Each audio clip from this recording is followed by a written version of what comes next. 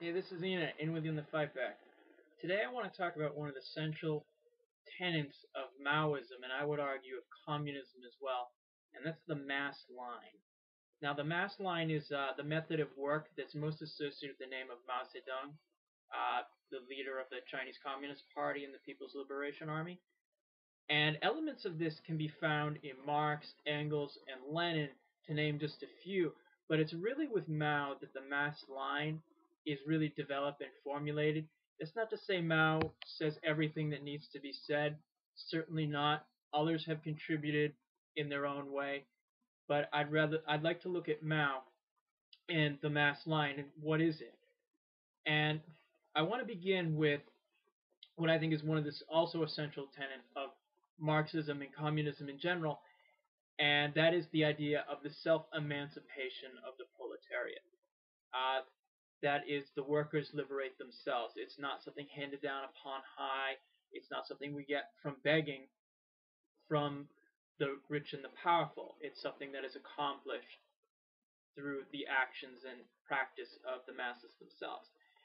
And this is certainly an idea of Marx and Lenin, but it's really with Mao that I think we almost get the mechanics of how this process actually works. And in that sense, Mao really kind of sets the stage, and he really kind of shows us how this self-emancipation process works in practice. And if you're watching this video, you should probably watch the on practice video I did about Mao's work, and that kind of lays out some of the theories that kind of guide the mass line.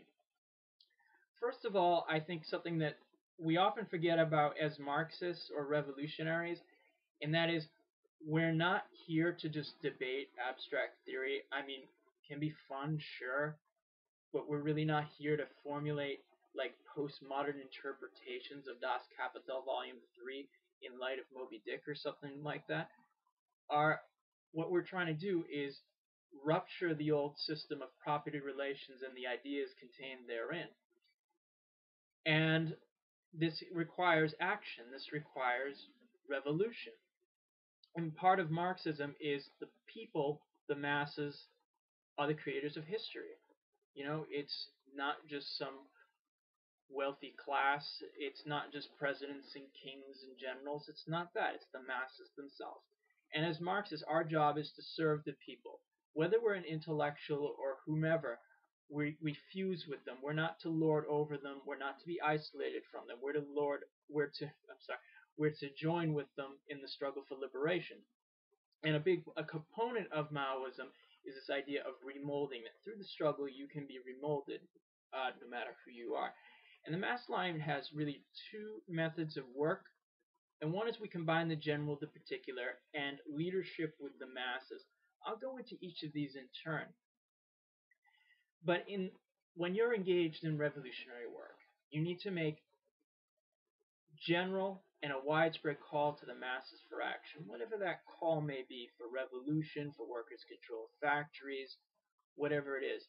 And the leaders, whatever party that is, they need to go deeply and concretely into the work that needs to be done. That means you're not just to sit in your office. It means you're not to just sit in a library necessarily, but you actually have to go out and do work. You need to actually immerse yourself with the people. And contrary to the popular myth, Karl Marx, he actually did do mass work too. He wasn't just in the British Library all the time. So leaders have to combine this general call with the particular. What's going on in each circumstance? We may say workers control the factory or land to the tiller, but how does this work out in practice? How does it work out in each locale? And that is, of course, in the process of concrete struggle. I can't give you an answer here. That depends on the actual struggle unfolding. And the mass line is simple in theory, but it's varied in practice. We can use it in study. We can use it in action. And leaders, in making their call, they need to study thoroughly. You need to gain experience in the process. You need to know history, theory. You need to know the strong and the weak of your forces arrayed against the reactionary enemy. And you can see this process of knowledge in On Practice of Mao's, and if you need to, you can watch my video on it as well. And again, This is something that really sets Mao apart, and it really made me look at him as not just a Chinese Stalinist. The leaders need to lead by experience. You need to learn from those around you. You need to actually go out there. And I'm of the opinion that Stalin was pretty much a guy who was just lording it over you, commanding through his nice bureaucratic structure. He really was divorced from the masses. For Mao, that's not the case. The leaders need to learn not just via experience, but they need to learn by study and integrating with the masses. And the leaders don't just tail behind the masses. They don't just follow whatever they say. I mean, if the masses are propagating Glenn Beck style libertarianism, I don't want to follow that. Because, again, we're Marxists, we're communists. We take a class stand. We're on the side of the proletariat. And we have a theory of class struggle, of understanding the world. And, for instance, if your mass work is just tail ending the Democrat Party, that's really not going to help you get anywhere to liberating this planet. You're just going to be propagating the same basic system, however nicely you put it up. And the leading group has to link with the masses. In a sense, you need those who are active. And I'll clarify this in a moment. And you need to be affected by fusing with them. You can't just be isolated in some sectarian struggle. And the masses need leadership. That means this advanced theory, Marxism, to organize their activity. Else, it really can't be sustained for that long, and it can go in the wrong direction. Because we sometimes say, "Why are the masses all following the Democrats?" Well, if we're not out there with our class position integrated with them, what else do you expect? Let's not get so critical of them, but let's be a little critical of ourselves as well. And if you're not linked with the masses, they really can't get to a higher level of the struggle and understanding of it. So again, we really need this mass participation. And again, people learn from practice, the Marxist theory of knowledge and whatever. And the masses are divided into three groups, as Mao identifies them. There's the advanced, those who have a fair understanding of the struggle, the issues at stake, and they may or may not be conscious Marxist revolutionaries, but they're certainly people you can count on in a scrap.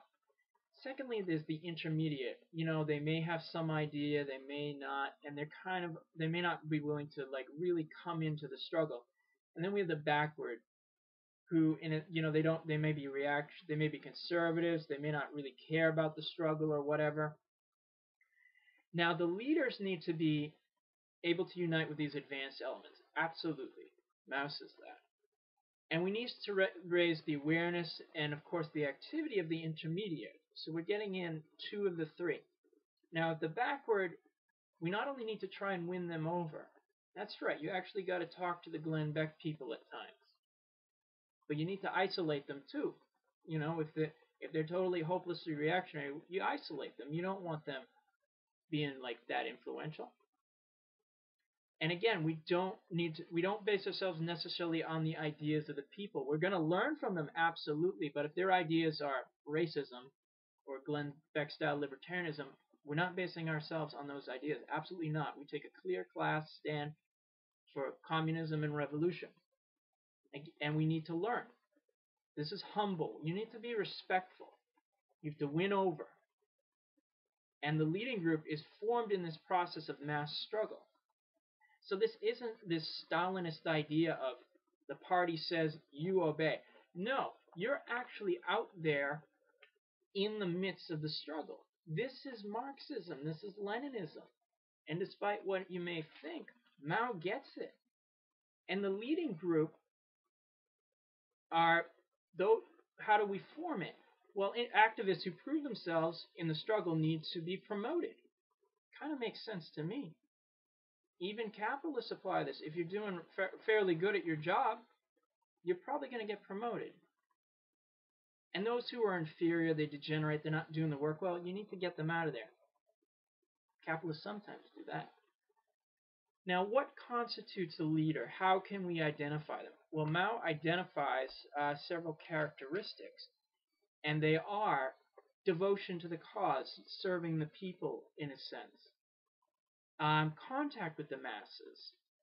You can be an intellectual and whatnot, and if you're in contact with the masses, absolutely, yeah. And the ability to find one's bearings. So if you're like cut off from organized activity, but you have, your clear class stand, your clear knowledge of how to engage in practice, you can find your bearing. But at the same time, that means you work independently, but you need to submit to discipline. And every organization does this. It doesn't have to be this commandist top-down crap. It can be this self-discipline that we get. For when you engage in whatever work you're doing for enjoyment, you have to discipline yourself to do that work, even if it's just you doing it. And the work of the party is this correct leadership from the masses to the masses. And that's the basic style of correct leadership. We take the scattered ideas of the masses. People, who are dealing, say that you're working in a town, in a city, as a party activist. Some people are going to know stuff about unions, health, problems, racism, and you're going to hear also ideas of race, of white supremacy and all this. And these ideas may be scattered. They may not be systemic. They may not be like in a coherent worldview. Maybe the idea of Gramsci's common sense, kind of scattered bits and pieces. So what you're going to do through your investigation, you're fusing with the masses, of course, is you study them. You study these scattered and unsystemic ideas, and you turn them into concentrated and systemic ideas. You kind of cull out what you can. Maybe that's a poor choice of word, but you're trying to, and you kind of paint this bigger picture of what's going on. And then you don't just give that to the masses as something here. We did it for you. No. You explain it to them. You're respectful, as I said. You're fusing with them. You're serving the people. And you explain it to them until they adopt it as their own, and they translate this into slogans and action and whatnot. And this process is not a one-time thing. You do it over and over again. And this is the Marxist theory of knowledge, in a sense, applied to mass work. And you can see this, if you need an example of how this was done in China, I urge you to read William Hinton's Fanshen, and you can really see how this worked in the process of land reform. And again, we're not tail-ending the masses. We're not following whatever they do. If they're for the Democrat Party, no way. No way. If they're for Glenn Beck, not a chance. And we don't want to be bureaucratic where we're putting forward ideas that ignore or disregard the wishes of the masses, or commandist, which is pretty much the same thing. That's a Stalinist method. It's not a Marxist method. And the general call, again, is combined with the particular. We can't let leadership be divorced from the masses. We need to sum up experience. We need to be practical. We need to check up on work. And when we formulate general ideas, calls out of we need to look at how this is being applied in the guidance in given cases. We need to see how is you need to know if you're in a particular area, how does this struggle apply? If I say land to the tiller, does that mean, what about the rich peasants? What about the landowners? Do they get anything? Did we just leave them out to dry? How does that get applied? And that means you need to know. You need to follow the Marxist theory of knowledge again. And those who are giving these commands, these directives about the general call, they need to be aware that in different circumstances and whatnot, how it's applied is going to vary.